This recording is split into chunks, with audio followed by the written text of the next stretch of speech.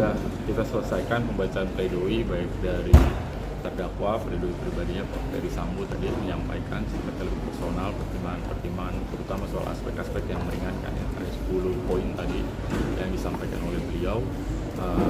Juga bagaimana uraian fakta berdasarkan apa yang beliau alami, apa yang beliau ketahui terkait dengan peristiwa yang terjadi yang sekarang mendudukkan Pak Ferdy Sambo dalam kursi terdakwa ini.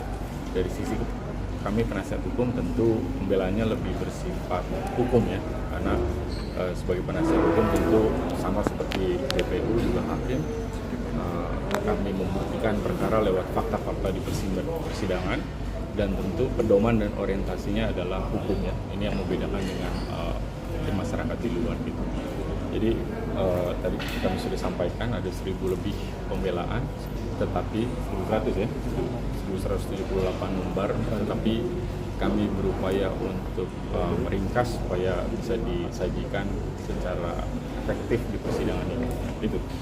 Pak, tadi Pak Ferdy Sambo sempat mengatakan sebelumnya akan memberikan judul pada pledoi adalah pembelaan yang sia-sia atau kemudian diganti menjadi setitik harapan dalam ruang sesak pengadilan. Apakah ada makna tersirat Pak dari penggantian itu Pak?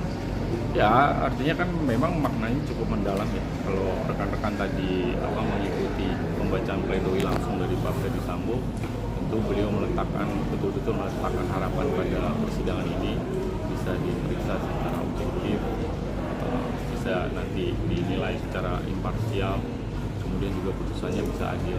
Adil ini kan bukan hanya untuk masyarakat saja, tetapi juga ada terdakwa di sini yang dengan putusan hakim tadi juga disebutkan dalam pledoinya, dengan putusan majelis itu akan menentukan nasib dan kehidupannya selanjutnya, bukan hanya untuk beliau, tapi juga untuk keluarga juga anak-anaknya.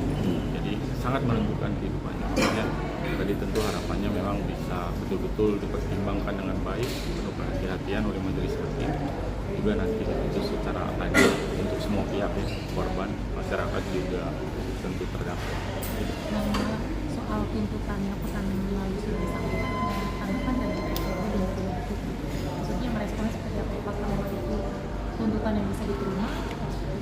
Ya tadi sudah disampaikan dari sisi tuntutan itu Pak Ferdy Sambo sendiri tuntutan itu berat ya, tuntutan seumur hidup.